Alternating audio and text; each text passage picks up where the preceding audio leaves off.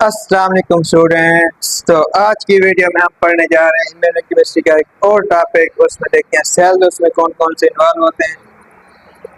Pre and T cells के बारे में आज हम पढ़ेंगे। ये याद रखना कि ये होते हैं एडाप्टिव इम्यूनिटी के सेल्स हैं।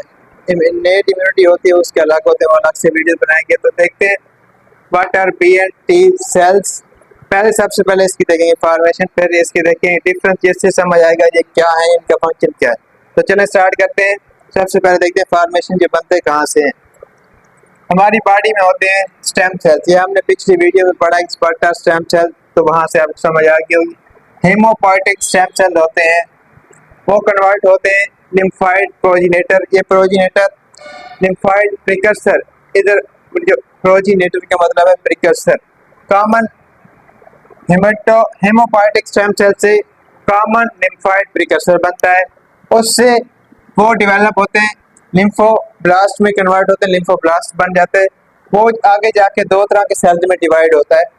वो बोन मैरो में होगा तो बी सेल्स बनेंगे, थाइमस होगा तो टी सेल बनेंगे।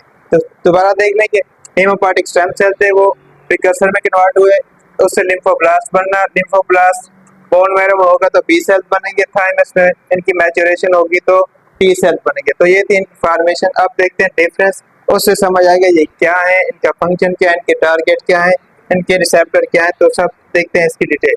सबसे पहला पॉइंट है बी सेल का बोन मैरो। ये है इसकी मैच्योरेशन।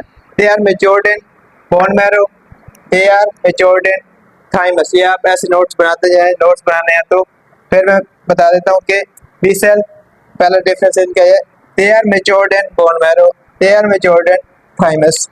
दूसरा पॉइंट है इनके रिसेप्टर। इनके रिसेप्टर क्या है, इनके रिसेप्टर क्या है? इनके रिसेप्टर हैं इम्यूनोग्लोबुलिन्स, जिन्हें एंटीबॉडीज कहते हैं। इनके रिसेप्टर सिंपल है टी सेल रिसेप्टर।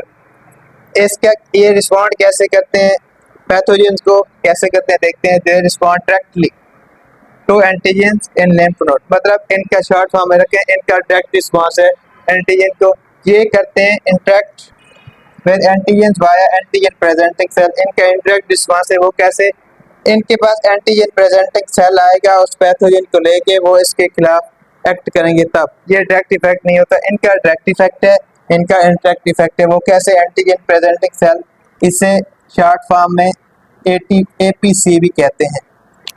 आगे देखते हैं ये किस तरह के पैथोजेंस को टारगेट करते हैं, ये किस तरह करते हैं। ये करते हैं एक्स्ट्रा सेलुलर पैथोजेंस को, ये करते हैं इंट्रासेलुलर पैथोजेन। इसके क्या मतलब है, ऐसे पैथोजेन, ऐसे बैक्टीरिया, ऐसे वायरस जो सेल के बाहर ही आउटसाइड में स्टे करते हैं।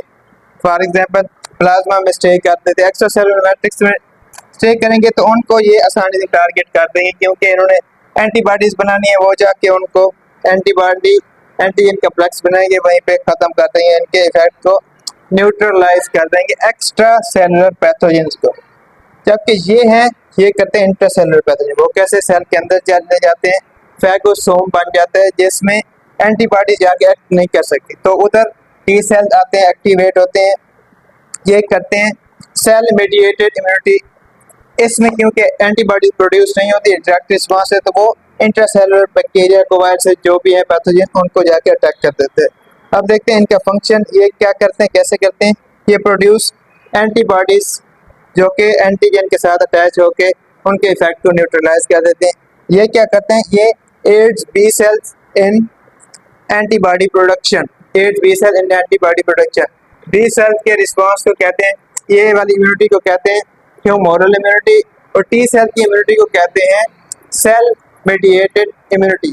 तो ये थी आज की हमारी वीडियो, जिसमें हमने पढ़ा बी सेल, टी सेल के बारे में, उनकी फॉर्मेशन, फिर डिफरेंस की फॉर्म में उनके डिटेल को समझा। उम्मीद है आप सबको समझ आ गई होगी। Thank you so much.